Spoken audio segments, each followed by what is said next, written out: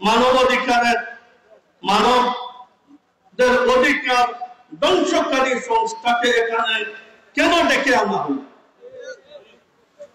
এটা একটা খারাপ লক্ষণ।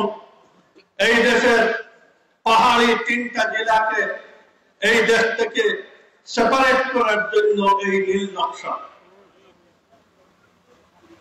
দুঃখের ব্যাপার, আমাদের দেশে জন্ম, খায় এখানে, থাকে এখানে, আবার ইসলামের ধ্বজাধারী এক সংগঠন, তারা নিজে গিয়ে এই দেশ জাতি ইসলামের স্বপ্নদের অফিসে গিয়ে আপনার অফিস উদ্বোধনে অংশ নেয়।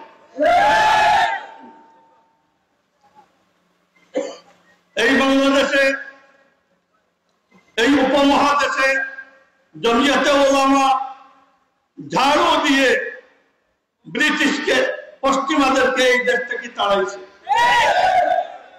এর কোন অবদান না আওয়ামী লীগের পূর্বসূরীদের ছিল, না বিএনপি জাতীয় পার্টির ছিল, না জামাতের ছিল। একমাত্র আমরা বলতে পারি যে আমরা 190 বছরের গোলামির থেকে আমাদের আকাবের পূর্বসূরীরা এই দেশকে স্বাধীন করেছে।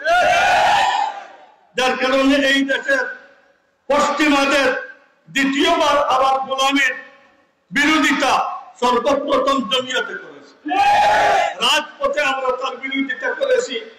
সারা জেলায় জেলায় 58টা জায়গায় আমাদের মিছিল হয়েছে।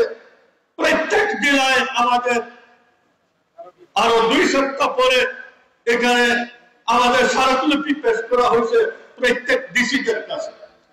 অন্যান্য সংগঠন ফরজ আদায় করছে এক একটা বিবৃতি দিয়ে।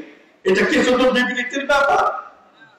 এক হাতিকে এখান থেকে দমন করতে হইলে হেভি ওয়েট আপনার প্রোগ্রামের দরকার।